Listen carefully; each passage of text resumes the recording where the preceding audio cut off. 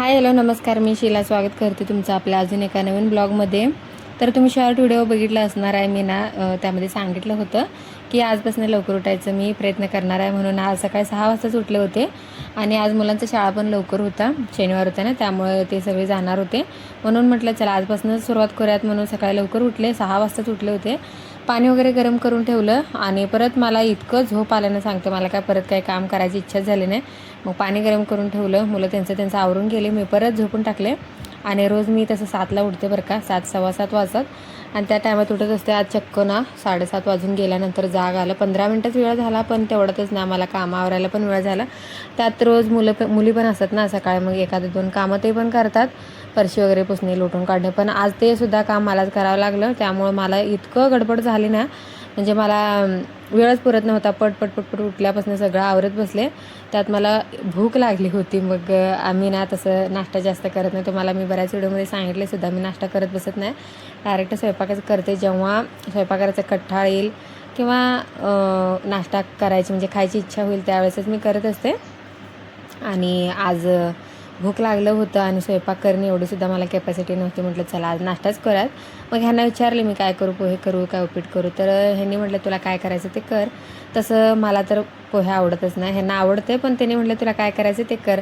मग मला तर उपीट पण आवडत नाही एवढं, पण ते बरं वाटतं म्हणजे कधीतरी एखाद्या वेळेस ते खाते मी. पण मला पोहे जास्त आवडत नाही. म्हटलं राहू दे, उपीटच करते म्हणून. नाही तर रव्याचं उपीट मी करायला घेतलं. शेवाळाचं पण करते मी सारखं वरच्यावर, ते सगळ्यांना आवडते, मुलांना पण आवडते. मग आता ते सुद्धा गेले होते शाळेमध्ये, म्हटलं चला थोडंसंच करायचं होतं. आता फक्त नाश्ता तर करून चालत नाही, स्वयंपाक पण करायचा होता मला, कारण मुलं आज ना सकाळी लवकर गेले होते, सकाळचा शाळा होता ना. मग आल्यानंतर त्याला भूक पण लागलेली असते. तसं पण सकाळी काय नेत नाही डब्याला, ते आबीला दिलेलं असतं, पण रोहिणी कुठे तर काय नाही. आणि आल्याला त्यांना जेवण लागतंच म्हणजे लागतंच. त्यामुळे म्हटलं स्वयंपाक पण करून ठेवायचं म्हणून इकडं तसंच बाजूला मी त्याची सुद्धा तयारी करून घेत होते. आणि आज ना परत मी वांगीचीच करणार होते. परवाच्या व्हिडिओमध्ये सुद्धा तुम्हाला दाखवलेलं होतं मी. त्याच्यानंतर परत ना वांगी काढलं होतं, मग आज सुद्धा तेच करणार आहे. शॉर्ट व्हिडिओमध्ये सुद्धा मी दाखवलेलं आहे आणि भरूनच करणार आहे. तसं पण ती चांगली वांगी आहेत, खिडकी वगैरे नसतं, त्यामुळे तसंच ते छान लागतं. आणि परवा केलेली भाजी पण छान झाली होती आणि आज केलेली सुद्धा छान झाले होते.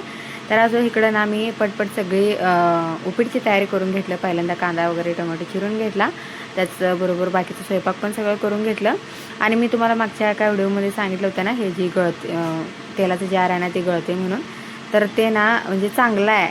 वरचं जे झाकण आहे ना ते थोडंसं लूज ढिलं वगैरे केल्यावर ते बहुतेक गळत होतं वाटतं. पण आता हाय नीट मी वापरते ते कंटिन्यू. त्यानंतर सगळं जेवण वगैरे केलं आणि म्हटलं चला ह्यानी ना येताना दुपारी आईस्क्रीम आणलं होतं, ते थोडंसं खाऊन घेऊयात. तसं पण ना माझं डोकंच म्हणजे इतकं गरम होतं ना, म्हणजे नुसतं चिडचिड होत होतं माझं. कारण ते मी शॉर्ट व्हिडिओमध्ये सांगितलेलंच आहे तुम्हाला. आणि कसं होतं माहिती आहे का, शॉर्ट व्हिडिओ करायचं म्हणजे थोडं कन्फ्यूज होते, तरीसुद्धा मी करायचा प्रयत्न करत आहे आणि तुमचं सपोर्ट असू द्या असंच. आणि बघा इथं म्हटलं चला आईस्क्रीम खाव्यात. आणि स्वयंपाक झाला होता ना, तर सगळे जेवत होते, आले होते ह्यांनीसुद्धा, मुलं पण आले होते. मग ते सगळे जेवत होते. म्हटलं मी पहिला आईस्क्रीम खाते आणि मग जेवण करते. तर ते झालं. त्याच्यानंतर ना कस्टमर एक आले होते मध्येच, मी स्वयंपाक करत होते त्यावेळी. तर त्यांनी ना हे साड्या दिल्या होत्या आणि ह्या हिरव्या साडीमधले ब्लाऊज शिवायचा आहे आणि ही 2 साड्या त्यांना फक्त पिको करायचं आहे.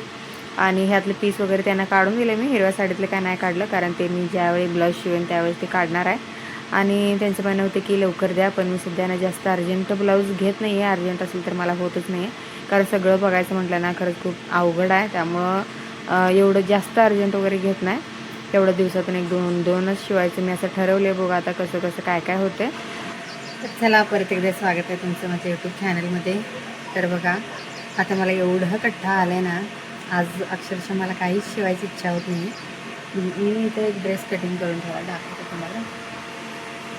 ड्रेस कटिंग करून ठेवलं. ब्लाऊज कटिंग तर मी तुम्हाला दाखवलेलंच आहे, आधी बघितलंच असेल तुम्ही. त्याचा आता उद्या मी ब्लाऊज शिवणार आहे, ते सुद्धा व्हिडिओ शेअर करेल. पण आता मला हा ड्रेस द्यायचा होता म्हणून मी शिवायला घेतला होता. म्हणजे ठेवले सगळे व्यवस्थित, बाकीचं ते पसारा काढायचा आहे अजून, तसंच राहिलं. शिवायचं पण आहे, प्लस कट्टा पण आला आहे. आणि इकडं बघा आमच्या गुड्डी मॅडमचं काय चालू आहे. आज शनिवार होता ना, दुपारच्या शाळा सुटलेल्या त्यांचं. फोन घेऊन बसल्या. आधी कधी नव्हे ते आज झोपला ना, तर दुपारी कधीच झोपत नाही तो. किती जरी मिनट्या केलं तरी पण, जबरदस्ती केली तरी झोपत नाही तो. पण आज काय माहिती मनानंच तो फोन बाजूला ठेवून झोपला आहे, म्हणजे त्याला झोप आलं असेल आणि कटाळा पण आला असेल, कारण तसं शाळा चालू झाली. कालच एक मला अर्जंट ब्लाऊज देऊन गेलेत कस्टमर, ते माझ्या लक्षातच नाही आणि सकाळपासून मी नुसतं टाईमपासच करते. आणि आत्ता मगाशी माझ्या लक्षात आलं की ते ब्लाऊज शिवायचं आहे. उद्या सकाळी मी सांगितलं की त्यांना फोन करते आणि न्यायला या म्हणून सांगितले. आता बघू, आता रोहिणी गेल्या क्लासला, आल्यानंतर तिलाच परत अस्तर आणायला लावेन मी, कारण मी आला तर जाणं होणार नाही. आता मला हे शिवायचं आहे आणि आल्यानंतर तिला पाठवलं की आणि परत तिनं अस्तर आणल्यानंतर ते मला शिवायचं. म्हणजे आज रात्री कसल्याही परिस्थितीत तो पण शिवायचा मला. असं असतं बघा, एखाद्या वेळी कठ्ठा केला की परत त्याचं भरून काढावं लागतं मलाच. तर बघा, आता मी तो ड्रेस शिवूनच रेडी करूनच ठेवला, कारण आता मला ते ब्लाऊज एक शिवायचं होता. त्यामुळं मला वाटलं होतं हा ड्रेस होते की नाही कोणास ठाऊक, कारण वेळ पण झाला होता ना. पण मी ना जस्ट शिवून रेडी केला बघा. असं बॅकने दाखवते, असं पूर्ण दिसत नाही. फ्रंटला असं पानगळा केले आणि हे ना साडीतला ड्रेस आहे, काठापदराची साडी होती. तर त्याचं दोन असं टॉप शिवायचे ते. तर हा एक शिवले आणि अजून एक होते ते आता पहिला हा देणार आहे कस्टमरला. तर त्यांना बसला व्यवस्थित, किंवा तसंच शिव जरी म्हटलं तर मी शिवणारच आहे, फोन करून सांगते त्यांना. तर आता फायनली एक ओझं तरी गेलं डोक्यावरने, कारण हे मला द्यायचं होतं. 2-3 वेळा ते कस्टमर मला कॉल केलं होतं त्यामुळं. आणि आता बघा, हा एक आता मला अर्जंट शिवायचं आहे. जास्त आत्ता आणलेलं होतं, आता मला हे शिवायचं आहे. जास्तर पण आणलं आहे. आता याची कटिंग करून हा एक ब्लाऊज मला रेडी करणारच आहे. हाय, हॅलो, नमस्कार. मी शीला स्वागत करते तुमचं आपल्या अजून एका नवीन ब्लॉगमध्ये. तर आज माझी सकाळची सुरुवात कशी झाली माहिती आहे का? आज आहे रविवार, सुट्टी आहे सगळ्यांना. त्यामुळं माझं आंघोळ वगैरे झालं, आवरून शिवायलाच बसले डायरेक्ट ब्लाऊज. तुम्हाला कालच्या व्हिडिओमध्ये मी दाखवलं होतं ना, मला एक उद्या ब्लाऊज अर्जंट द्यायचा आहे. तसं कालच शिवून ठेवायचं तर पण काय काल झालंच नाही, वेळच भेटला नाही. रात्री फक्त कटिंग तेवढं करून ठेवलं होतं.